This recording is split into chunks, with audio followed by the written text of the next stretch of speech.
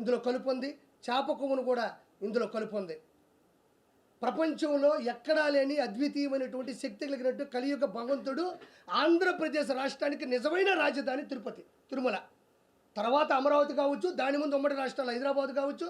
ఆంధ్రప్రదేశ్కి నిజమైన ఆకర్షణీయమైన రాజధాని ఏదన్నా ఉందంటే అది తిరుమల అని నేను గౌరవంగా చెప్తాను. ఎందుకంటే ఆంధ్రప్రదేశ్ అనగానే మొదట గుర్తుకొచ్చేది రాజకీయాలు ఇవి కాదు, తిరుమల. మీ ఆంధ్రప్రదేశ్లో తిరుపతి దగ్గర తిరుమల ఉంటుంది. ఇప్పటికీ కూడా అతిపెద్ద కోటీశ్వరులు కూడా ఒక పైకి వెళ్ళడానికి ఒక టికెట్ దొరికితే చాలబ్బా, పైన ఒక రూమ్ దొరికితే చాలబ్బా అనుకుంటారు. 7 కొండల మీద కొన్ని లక్షల సంవత్సరాల క్రితం అడవులతో, విష జంతువులతో, విష సర్పాలతో నిండిపోయిన 7 కొండల మీద మెట్లు పెట్టుకుంటూ పైకి వెళ్ళి దాన్ని మళ్ళీ పైన వాహన మార్గాలను పెట్టి ఈరోజు ఒక ఇల్లు కట్టడానికే నానా సంకలు నాగతాం. అలాంటిది 7 కొండల మీద వెలిసినటువంటి వెంకటేశ్వర స్వామికి ఇంత ప్రత్యేకత ఆకర్షణ ఎందుకుందంటే 7 కొండల మీద, ఒక కొండ 2 కొండలు కాదు, విపరీతమైనటువంటి ఎత్తు, విపరీతమైనటువంటి శేషాచల అడవులు, విపరీతమైనటువంటి విష జంతువులు, వాటి మధ్యన కూడా పైన నిలబడి అక్కడ స్వామి నిలబడ్డాడు. కాబట్టి దీనికి ప్రత్యేకమైనటువంటి గౌరవం ఈ ప్రపంచంలో దక్కింది. అలాంటి దాన్ని ఇంతవరకు ఎంతమంది సీఎంలు వచ్చారంటే మనం ప్రత్యేకంగా చెప్పలే.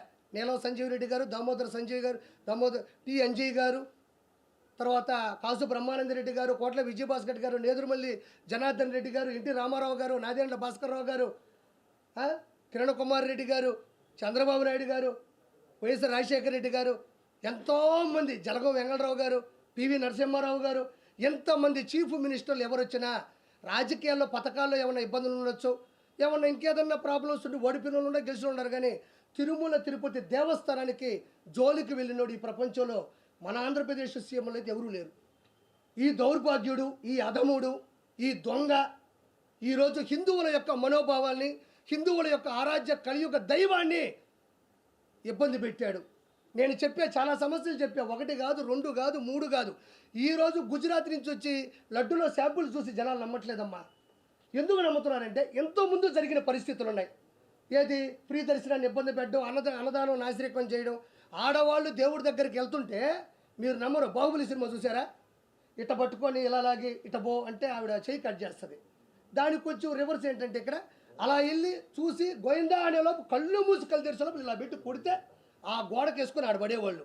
ఇలా చూసి గో అనే లోపల విందా అని అక్కడ అనేవాళ్ళు.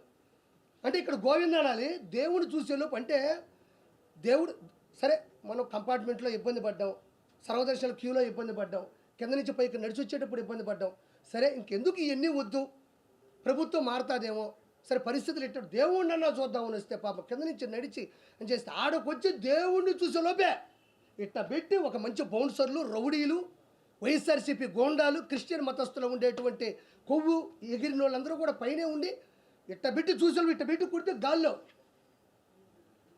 సినిమాల్లో డూపులు ఎగరతారు కదా, అట్ట ఎగిరి ఆ మూల పడితే నేను చెప్పిన మాటలు కాదు ఇవి.